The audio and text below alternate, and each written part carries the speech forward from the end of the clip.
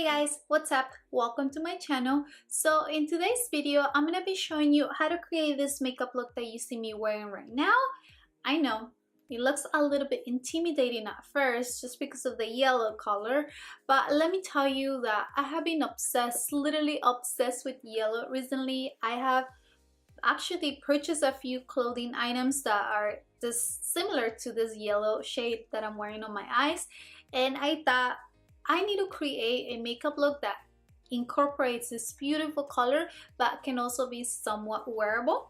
I know that yellow is not a common eyeshadow makeup look to wear, but honestly for summer I think this look that I'm wearing right now can be so cool, so wearable, and so perfect. Because if you haven't seen, honestly, yellow, I think it's gonna be the color of summer 2018. Mark my words. At least it's gonna be my color for summer 2018. I know that. But if you want to see how I create this makeup look, then stay tuned and keep on watching. Oh, very important, before you leave, if you haven't joined this little family yet, don't forget to subscribe down below to my channel for future videos like this, and turn on your post notifications so that you know every time I upload videos. But with that, let's get into the video. Alright guys, so I'm gonna start by priming my eyelids, and as you can see here, I am using my Tarte Shape Tape Concealer to do this. I know it looks a little bit funny, but let's get real here. Setting your eyeshadows with primer not only helps with the creasing, but it also conceals any darkness. So I'm just gonna blend this out. So I'm going into my Natasha Denona Sunset palette, and I'll be using this beautiful bright yellow shadow from the palette. The name of the shade is called Sol, which is actually Spanish for sun. And as you can see right here, I'm using a very fluffy blending brush to apply this shadow all over my eyelid. Honestly, this is one of the most easiest makeup looks that you can do, because it's literally one eyeshadow for the entire eyelid. You just want to build this up to the intensity that you prefer. And I didn't show it, but I actually didn't set my concealer with translucent powder just to make sure that the eyeshadow color payoff was more intense. Now moving to the face makeup, and I am going to first apply my Becca First Light Priming Filter. I am loving this primer mostly because it helps revive my skin and it just gives you a beautiful complexion. I'm using the Loreal Infallible Pro Glow Foundation because I wanted to have this glowy but beautiful radiant skin. So I'm gonna start by just applying little dots around my face, and then I'm blending with my beauty sponge. For concealer, I'm using my Tarte Shape Tape Concealer as always. I like to highlight the areas under my eyes because I tend to have very dark under eye circles, and I apply some in the middle of my nose, chin, forehead, and also right below the contour area to highlight all of those spots to make sure that everything is just bright and highlighter. And I'm just blending all of my concealer out with my beauty sponge. Next, because the eye makeup look is very simple, I'm using my NYX liquid eyeliner to create a wing liner to bring a little bit more definition to the eyes. Now I'm using my brand new The Warrior palette by Juvia's Place, and I'm using this gold shadow just to put it right in the inner corner of the eyes. I didn't want to use a regular highlighter because I didn't want this part to be that bright, but I also wanted it to complement the eyeshadow. Since the eyeshadow is matte, this shimmery shadow just brings a little bit more light and brightness to the eye makeup look.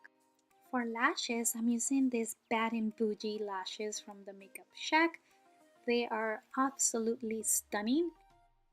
Now to contour, I'm actually using this new highlighting and contour palette by Morphe, and I am mixing those two shades that I showed you. I am basically just putting these contour shades around my cheekbones, my forehead, and a lot right under the jawline to make sure that this bottom part of my face is very well defined. Just make sure that everything is well blended, and I also like to bring it down a little bit on my neck just to create more definition. Now I'll be using the lightest contour shade on the bottom of the palette, and I am going to be contouring my nose. And as you can see, you can probably skip this step if you prefer, but just look at that.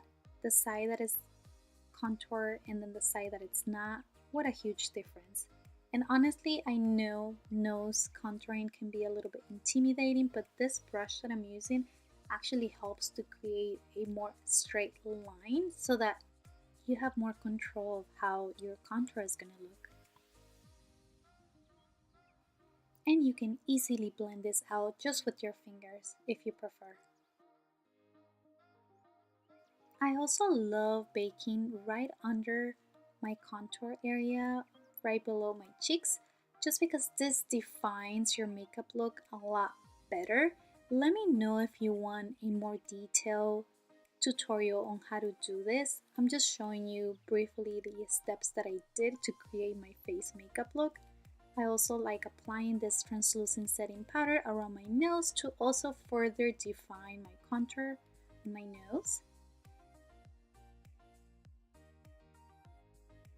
And I'm just gonna let it sit there for a few seconds and then just dust it off right after with a clean makeup brush. Now for blush, I'm using this brand new blush palette from Morphe. This is the 8W, and I'm using this shade just to apply it right on the apples of the cheeks. Moving back to the contour and highlighting palette from Morphe, I'm using the shade Lit for my highlighter, and as you can see, I was a little bit surprised in how beautiful this shade looked because this highlighter actually has a lot of yellow undertones. It definitely complemented the eyeshadows, and I'm just applying it on the higher points of my face, cheekbones, nose, forehead, and also a little bit on my chin. For lips, I'm using More Creamer Please from Dose of Colors in collab with Desi X Katie. And last step, I'm just gonna set my face with this Morphe setting mist, and I am for sure gonna bathe myself on this setting spray.